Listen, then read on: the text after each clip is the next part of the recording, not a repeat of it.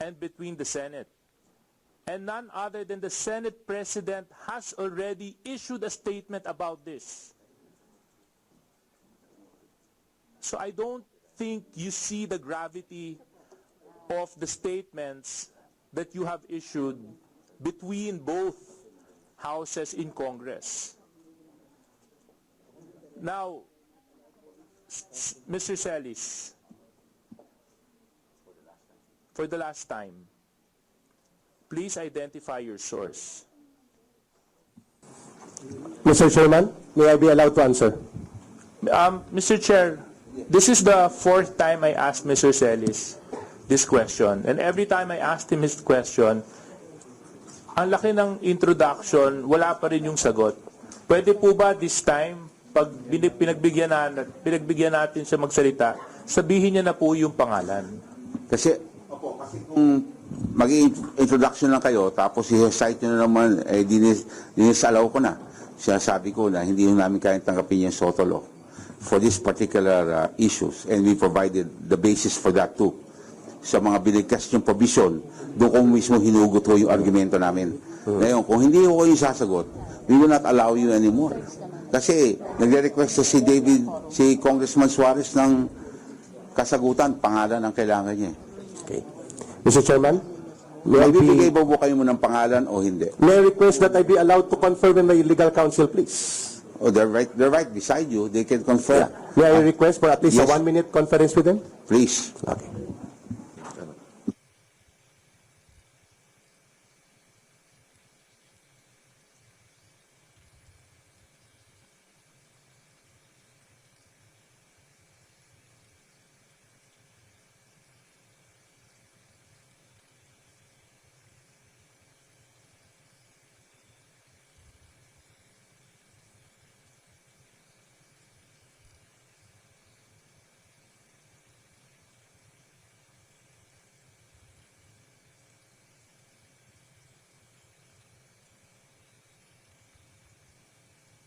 Mr. Chairman, Session once resumes. again, please. Okay, please proceed.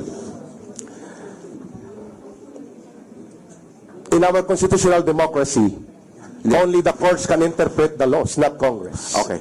So Salamat I will po. not answer that question because I believe Congress does not have the right to interpret laws. Okay. It is with Mr. Chair. Congress to pass laws, but not to interpret laws. Salamat Chair. po. I take back my statements previously. Mr. Chair, Okay, Mr. the Chair, Honorable Toby Chanco is recognized. Mr. Chair, in the sense of fairness, since we really want to know the source, para malaman natin kung ano talaga yung pinagkakalat nito, would we allow Mr. Celis, Eric, to reveal the source in executive session? Would the chair allow? Yes, Eric.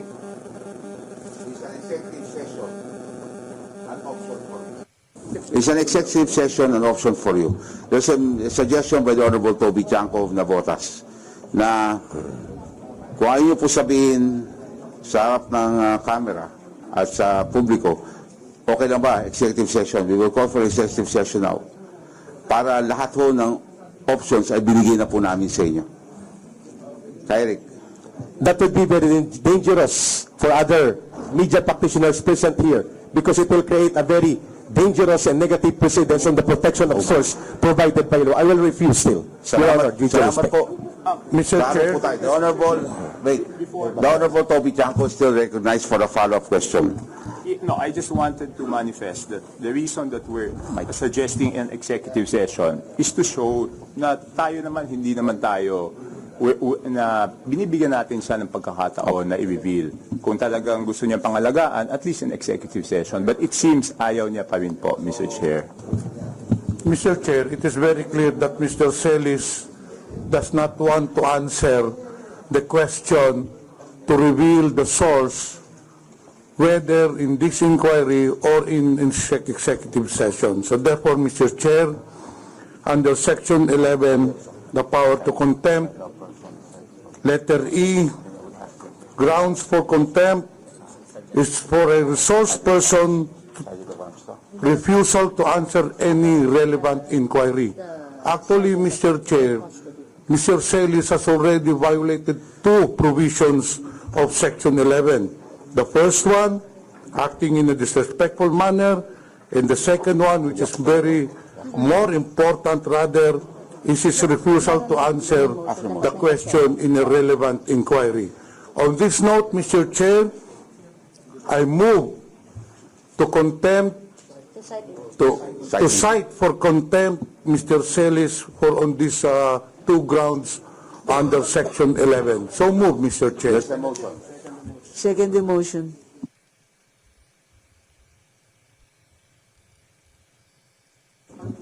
There's a motion, duly seconded. Any objections from any member Mr. Chairman. of this committee? There being no objections, on a unanimous vote, Mr. Chairman. Ka-Eric is cited for Mr. contempt. Chairman, may I be recognized? I ask the Sergeant of Arms to please Chairman. take the... Mr. Chair, Ka-Eric. Mr. Chairman, Mr. Chairman, Mr. Chairman. can we request the Sergeant at Arms to practice his responsibility after the hearing? Because there's still other details that... Mr. Chair. Mr. Chair, point of order. Yes, the point of order, the Honorable... The motion was for Mr. Celis to be cited in contempt. And I think there's supposed to be a second motion. There was a second. Yes. No, the motion should be for him to be detained. Where? Because under our law, the contempt of the committee shall be deemed contempt of the House.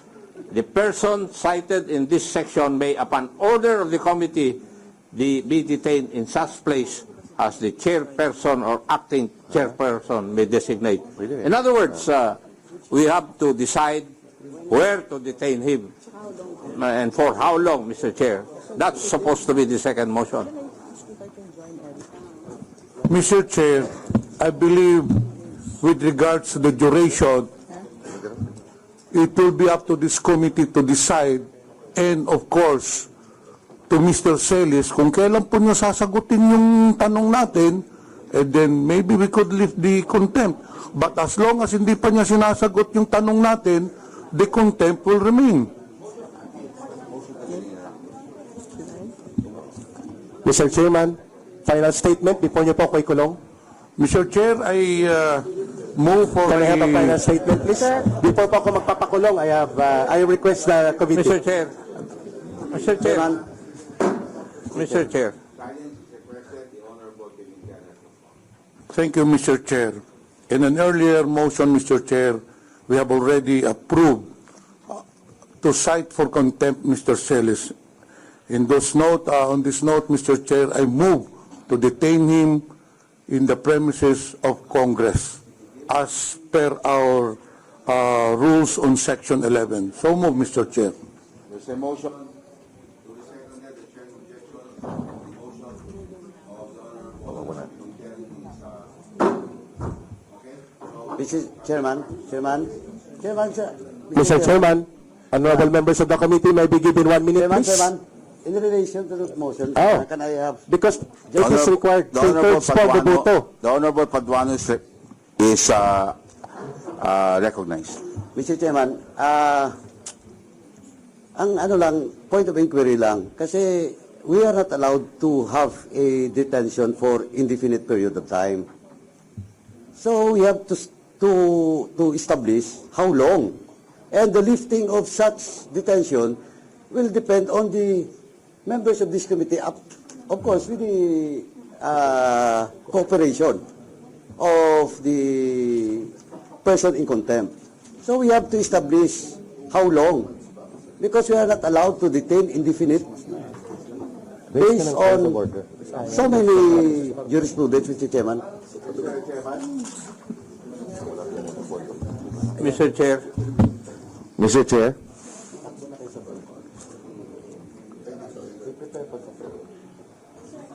Mr. Chair. Honorable Akop is recognized. Yes, there's a decision by the Supreme Court that we cannot detain a person indefinitely.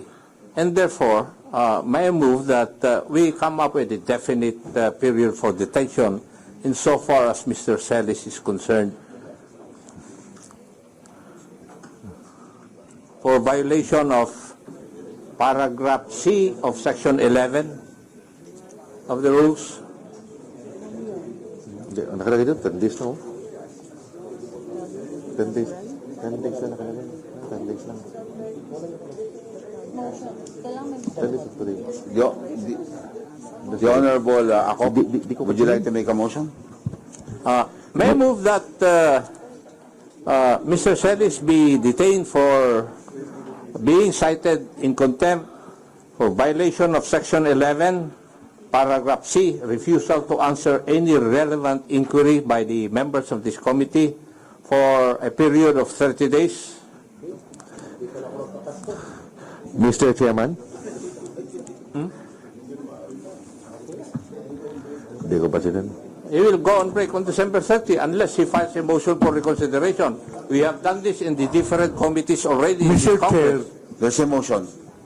The Honorable Permitted. the reason why we cited Mr. Celis for contempt is because he does not want to answer The question. the question. That is precisely why he violated paragraph C. So why will we give him a timeline kung kahit na hindi pala siya sumagot? Papalabasin natin si Mr. Celis.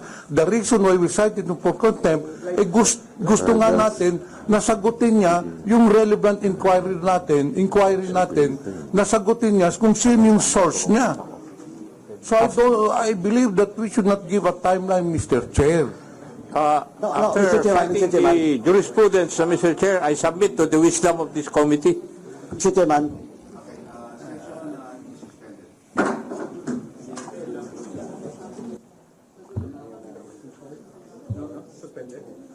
Pero ito, wala pa.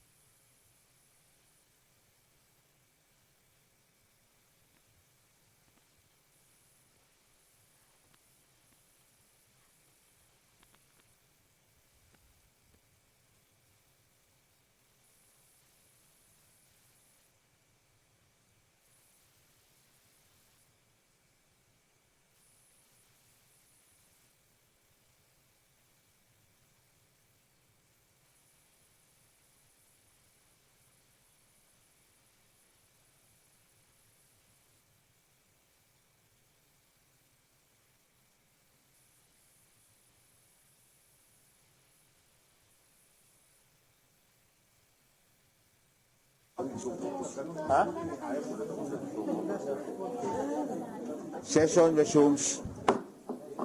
Mr. Chair, Okay, before I acknowledge the Honorable Pimentel, the due process was given to the witness, and he was allowed to speak. And he cited his grounds why, as a matter of fact, we gave him so much airtime that he manifested his refusal to the question of the Honorable Suarez 4 times. And so, that being said, the chair would like to call the Honorable Pimentel to manifest his the motion on the time frame. Mr. Chair, I would like to amend my previous motion. Therefore, Mr. Chair, I move to detain Mr. Celis, for he was cited in contempt until the adoption of the committee report at the plenary session, Mr. Chair. So move. Okay, so that is also an amendment to the motion of the Honorable Akop early on. There's a motion amending the motion of the Honorable Akop.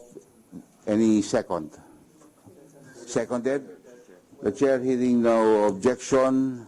The chair adopts and approves the motion of the Honorable Johnny Pimentel. So the Sergeant of Arms is hereby directed to enforce the decision of this committee. Maraming Mr. Chair, salamat. can I make a comment, Mr. Chair? Session suspended. Attorney Tolentino. Thank you for this kangaroo court. Session suspended. Thank you for this kangaroo court.